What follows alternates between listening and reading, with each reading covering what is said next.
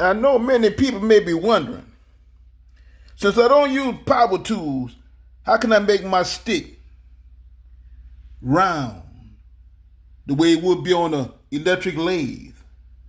Y'all may be wondering about that. How can he do it manually and make it look like it was on a machine? How does he make his shaft perfectly round by hand? Well, here's how I make my shaft perfectly round by hand. I use this.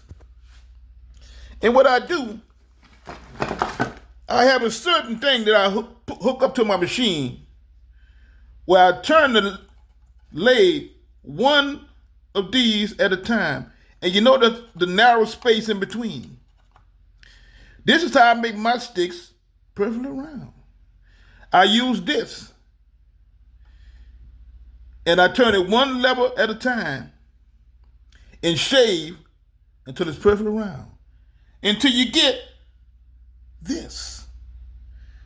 Perfectly round like it came off an electric lathe. But I do everything by hand with a tile knife. And y'all say, well, how can you use a tile knife to make that pretty stick like that and make that shaft perfectly round with a tile knife? When you're a craftsman like many of us are, we know how to use other tools if we're doing it by hand. Since I do everything by hand, I have to use other tools. And I do mine by hand, so I do it this way.